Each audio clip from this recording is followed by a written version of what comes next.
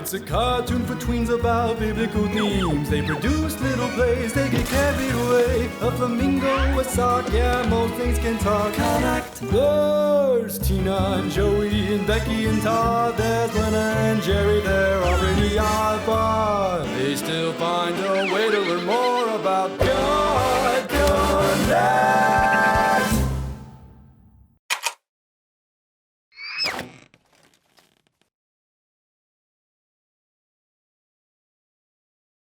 I am a mustard seed, the tiniest of the seeds. But you will grow up to be an enormous bush that birds can land upon. I was hoping the mustard seed costume would be waterproof. It is not.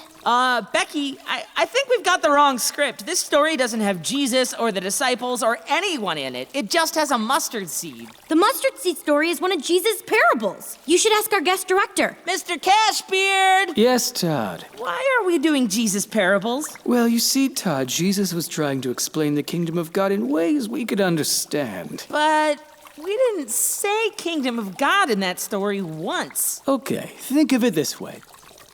It's like a plumber who usually just uses a wrench, but sometimes he has to use a monkey wrench, which allows him to approach a problem from a different angle. So, there you go, Todd. Did you understand that? Not even a little. All right. Let us do the Good Samaritan parable. I am a traveler. I am on my way to... Robbed in a bandit-ridden valley. Who would have thought? Excuse me, Rabbi, if you could just, okay, sorry to waste your, a Levite. Hey, Levite, I'm badly hurt. Could you, no? All right, then. Oh, no, a Samaritan. Those people are always mean to, hey, what are you doing? Fixing your wounds. You are my neighbor. Absolutely stunning interpretation of the story. That's the whole story? What happened to the robbers? Did they get caught? Was there a reason the rabbi or Levi didn't stop to help? Why tell the story when it doesn't tell us enough? You see, Todd, it's like a dark cave. It is?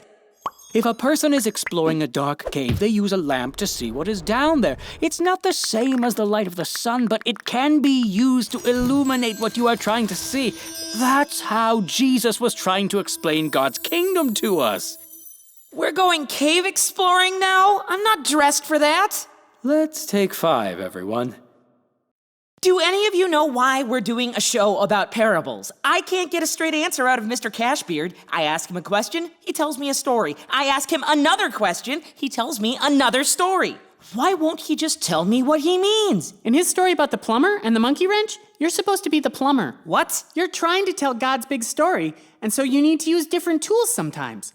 Sometimes you use things like God's commandments, and other times you use things like parables. I was thinking that the plumber in the story is God, and the tools were all different ways God's story is made known to us. Wow, I hadn't thought of it that way. See, you both can't even agree what the story means. That's how confusing it is. You know what? Next time he says something to me, I'm gonna tell him a story. Yeah, we'll see how he likes it. Look, it is my prodigal son, who has been gone. I'm back. Oh, perfect, Becky! Todd, it's your line. Is something wrong? Well, you see, there was a man with a concession stand that sold hot dogs, and people would come to him and say, I'd like a hot dog with ketchup and mustard on it. And sometimes he'd make the hot dog how they asked, and sometimes he wouldn't. But they never said anything about it either way, so he never knew if he was doing it right or wrong. Food for thought, Todd. Food for thought. No! I didn't answer your question. I just made up a story. I didn't tell you anything. Yes, you did. What does everyone think Todd's story is about? I think Todd is the concession stand worker in this story, and he is frustrated by not being told if he is doing the right thing in the show. I thought the lesson was you need to tell people when they're doing a good job. See, Todd, your parable has a couple of different lessons to it. Jesus used stories about people and things from everyday life so people could relate to his message but still explore the deeper, more powerful truths underneath. But why wouldn't he just skip the story and tell it to them straight? A lot of the things Jesus taught were very controversial and challenged the laws and practices of those in power at the time. It was the kind of stuff that could get him killed on the spot. Parables were a way for Jesus to say things without saying them. Okay, but answer me this. If parables are so great, why don't we use them today? Wait, so the Connect videos are parables? Hey, how long have you guys been watching this? Because I do some embarrassing stuff. Todd, quit breaking the fourth wall. Whoops, gotta go. Hope you like the stories. Oh, parables, actually. Becky! Oh, right.